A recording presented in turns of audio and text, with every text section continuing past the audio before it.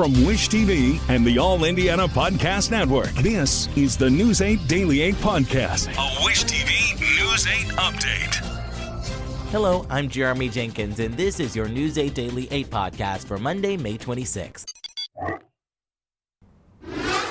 This morning, many of us are still on a high from a weekend of pacers and racers. At the track, it was a history-making win for Alex Palou. He is now the first Spanish driver to win the Indy 500.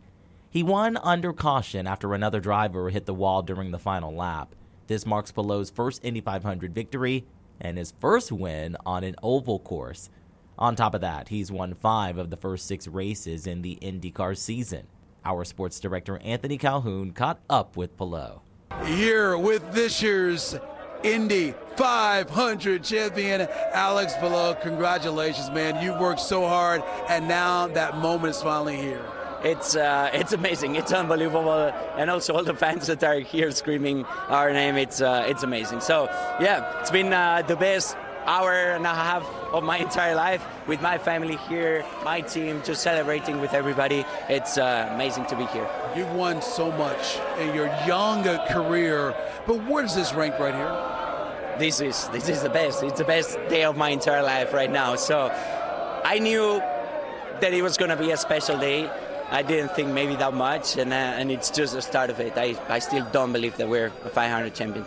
And here we are, the Borg Warner Trophy, and just think your likeness is going to be on this trophy, something that all drivers dream they could be a part of one day. It's amazing. Yeah, I cannot believe it. To have my face, my amazing nose right there, it's going to be amazing. So, yeah, it's an amazing tradition that I'll forever be grateful. And you were celebrating like you literally did just win the Indy 500. We loved you going down the front straight away. Take us through those emotions when you got out of the car, and just was a sense of relief that you finally got it done here? No, it was just a sense of like happiness. I just wanted to explode and let everybody know how happy I was and celebrate with my team.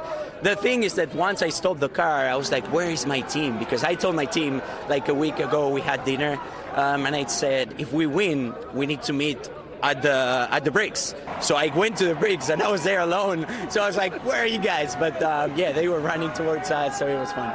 I got to ask you about this right here. These folks right here, how does that make you feel? It's amazing. They're the best. The support I have from the fans, it's been crazy. But yeah, cannot believe it. Congratulations to you, man. All the best the rest of the way, and job well done. Thank you. Yeah. Thank you.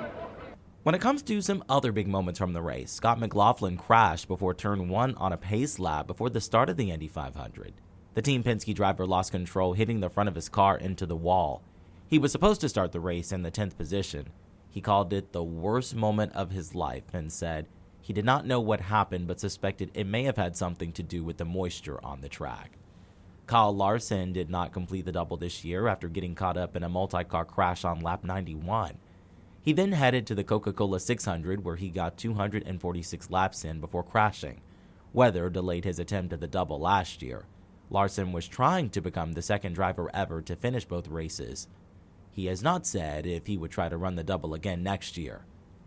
The driver going for a three-peat, Joseph Newgarden, also finished early. The Team Penske driver pulled over for a fuel pressure issue after completing 135 laps.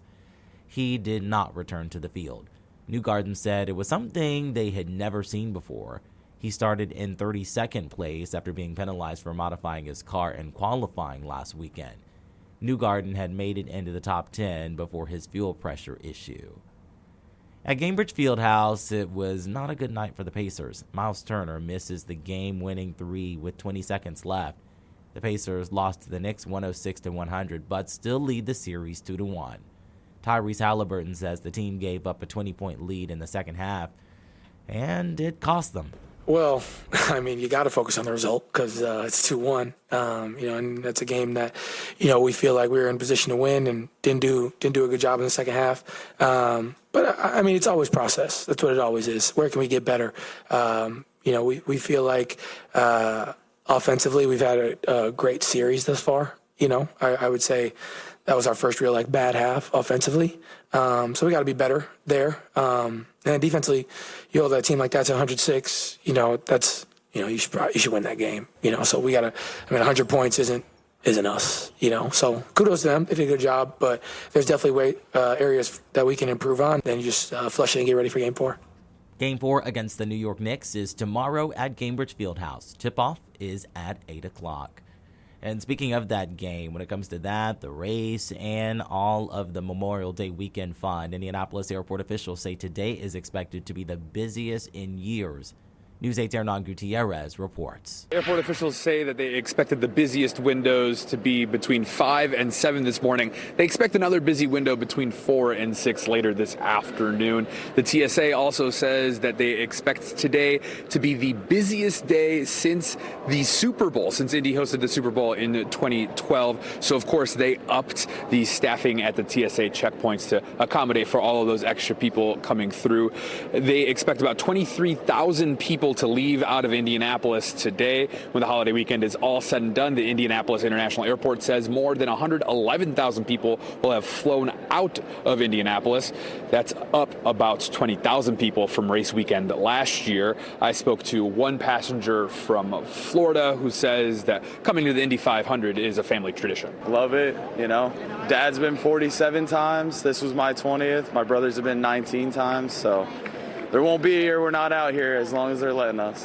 If you are headed out on a flight, staff here at the airport remind you to arrive a full 2 hours ahead of your flight, especially if it's during one of those two busy windows. It's also a good idea to check your flight status before heading out the door. Memorial Day weekend serves as the kickoff to the summer travel season for the airport, and officials are expecting this June and July to be the second and third busiest travel months in terms of seats flying out of here in quite some time.